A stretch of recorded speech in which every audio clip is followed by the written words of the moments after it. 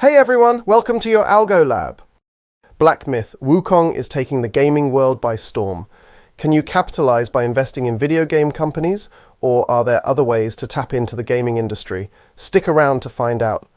There are numerous companies in the video game and gaming industry, but for our analysis, we have selected 4 of them: Nintendo, Take-Two Interactive, Electronic Arts, and NetEase. We'll begin by examining their fundamental metrics. Using their most recent annual financial reports, we will compare these companies across key financial categories: profitability, valuation, cash flow, leverage, and liquidity. Let's break down each of these areas in detail. In the profitability category, one of the most important metrics is the net profit margin. This ratio measures the percentage of a company's revenue that remains as profit after all expenses, taxes, and costs have been deducted. It serves as a key indicator of a company's overall profitability and efficiency in managing its costs relative to its revenue. Among the 4 companies we analysed, Nintendo stands out with the highest profit margin at 29%, followed by NetEase. In contrast, Take-Two has a negative profit margin, indicating that the company incurred a loss in the last financial year.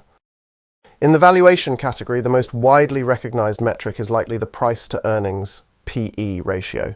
The PE ratio compares a company's current stock price to its earnings per share, providing insight into whether a stock is overvalued, undervalued, or fairly valued in the market. In our analysis, EA has the highest PE ratio, followed by Nintendo and NetEase. However, we cannot calculate the PE ratio for Take-Two due to its negative earnings. Next, let's examine the cash flow measure, specifically free cash flow (FCF). FCF is a financial metric that indicates the amount of cash a company generates after accounting for capital expenditures necessary to maintain or expand its asset base. This metric is crucial as it reflects a company's financial health and its ability to generate cash that can be used for various purposes, such as paying dividends, reducing debt, reinvesting in the business, or saving for future opportunities. Free cash flow is a key indicator of a company's financial performance because it reveals how much cash is available to return to investors or reinvest in the company.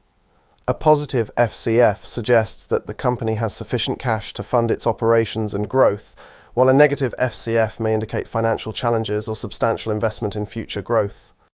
Free cash flow must be evaluated relative to the size of the company and its industry. To do this, we use a ratio called the free cash flow margin, which compares free cash flow to revenue. In our analysis, Nintendo, EA, and NetEase all demonstrate strong free cash flow margins, indicating healthy cash generation relative to their revenues, whereas Take-Two shows negative free cash flows. Next, let's examine leverage ratios, which measure a company's level of debt in relation to its equity, assets, or earnings. These ratios are crucial for investors, analysts, and creditors to evaluate how much a company relies on borrowed funds to finance its operations and its ability to meet debt obligations. The most commonly used leverage ratio is the debt-to-equity ratio. In our analysis, Nintendo stands out as the strongest with virtually no debt, while Take-Two has a debt-to-equity ratio of 62%. Lastly, let's examine liquidity ratios, which assess a company's liquid assets relative to its current liabilities.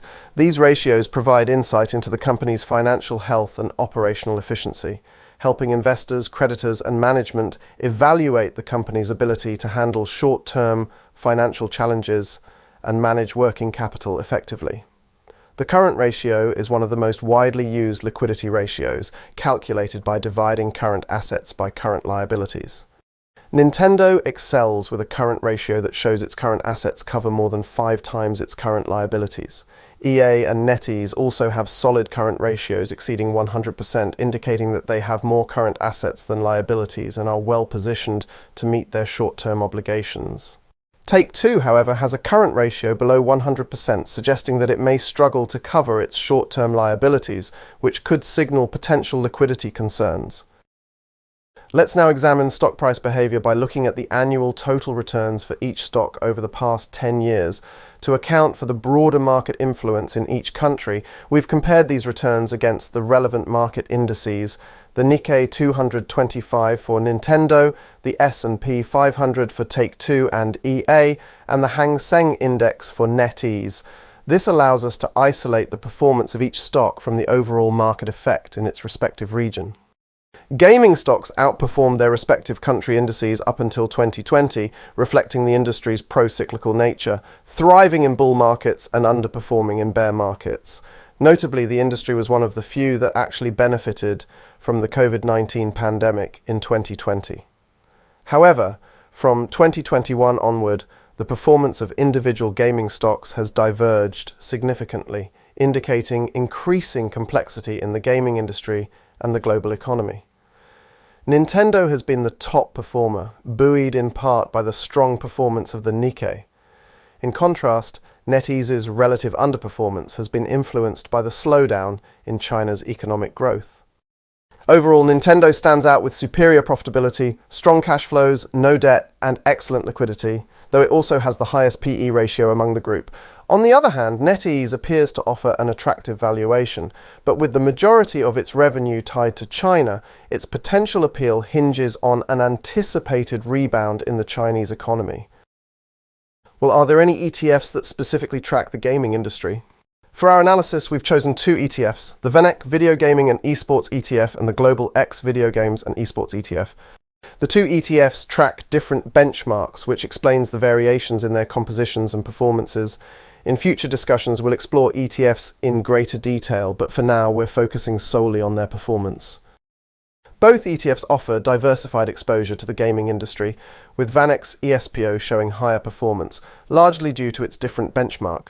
Since its inception in 2018, ESPO has delivered an annualized return of 16.5%, outperforming the S&P 500.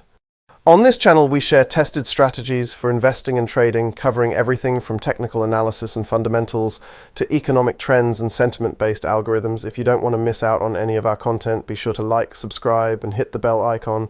Thanks for watching, and I'll see you in the next video.